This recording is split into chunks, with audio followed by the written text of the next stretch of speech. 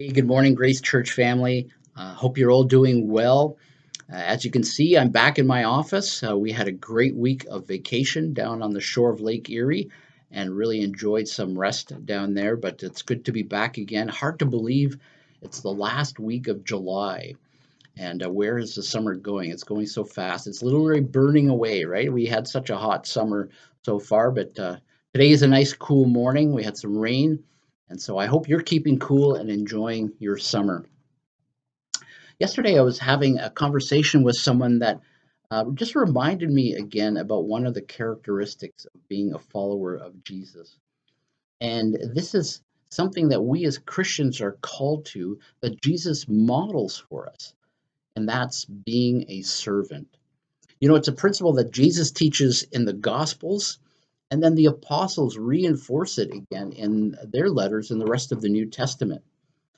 And when I thought about that principle of being a servant, I was immediately drawn to that passage where Jesus really demonstrates this emphasis on being a servant. And that's found in the Gospel of John, chapter 13. And I'm just going to read that with you this morning. I'm going to read the first 17 verses of John chapter 13. Now, before the feast of the Passover, when Jesus knew that his hour had come to depart out of the world to the Father, having loved his own who were in the world, he loved them to the end. During supper, when the devil had already put into the heart of Judas Iscariot, Simon's son, to betray him, Jesus, knowing that the Father had given all things into his hands and that he had come from God and was going back to God, rose from supper.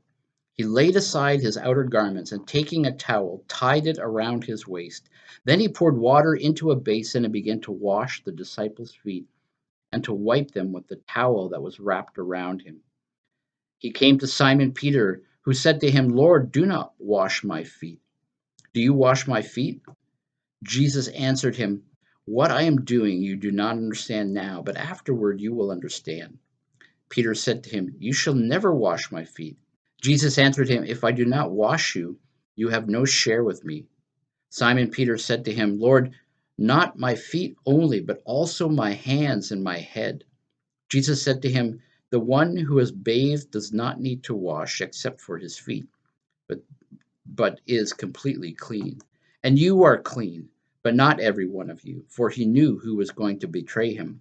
That was why he said, Not all of you are clean. When he had washed their feet and put on his outer garments and resumed his place, he said to them, Do you understand what I have done to you? You call me teacher and Lord, and you are right, for so I am. If I then, your Lord and teacher, have washed your feet, you also ought to wash one another's feet. For I have given you an example that you also should do just as I have done to you. Truly, truly, I say to you, a servant is not greater than his master, nor is a messenger greater than the one who sent him. If you know these things, blessed are you if you do them. And so, what an amazing picture here in this scene. Here, Jesus, the Son of God, the creator of the universe, the King of kings, performs one of the most menial tasks in Jewish culture, washing someone's feet. Walking around on all those dusty, dirty roads there in the area of Judea where Jesus was ministering in sandals, of all things, um, produced some pretty disgusting feet for people in those days. It was so degrading to have to wash someone's feet that Jewish sources even say that they didn't even want Jewish slaves to do that. They would save that menial task for only Gentile slaves to perform. Well, either way, it was done by someone of a lower status, and that person who needed to be have their feet washed, it was also always someone that had a higher social status.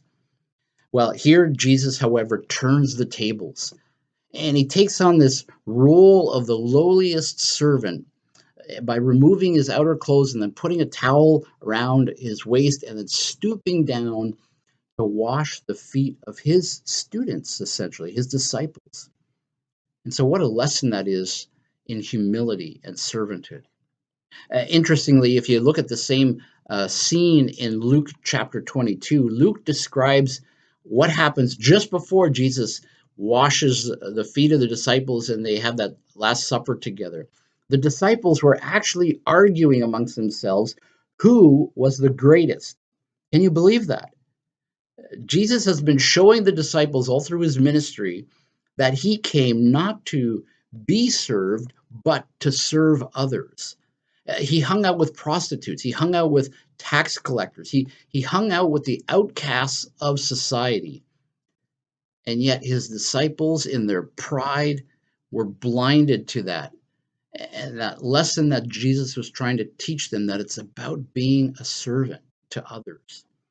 And so Jesus finally gets up from this private dinner and this Passover celebration to really show his disciples what it means to be a servant to others. And so this made me stop and think to myself about my own life.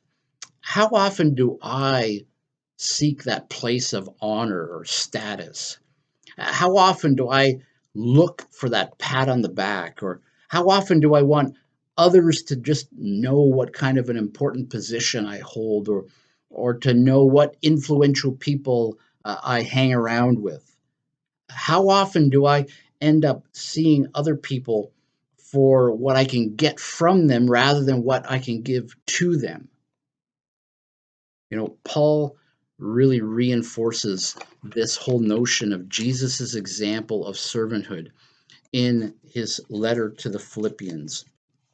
In chapter 2, he writes these incredible words. Let me just read them here for you.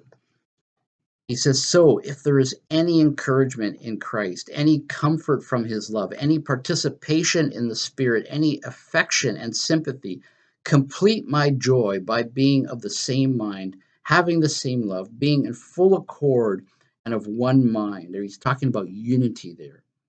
And then he says, "Do nothing from rivalry or conceit, but in humility count others more significant than yourselves. Let each of you look out not only to his own interests, but also to the interests of others. Have this mind amongst yourself, which is yours in Christ Jesus, who, though he was in the form of God, did not count equality with God a thing to be grasped, but made himself nothing, taking the form of what? A servant.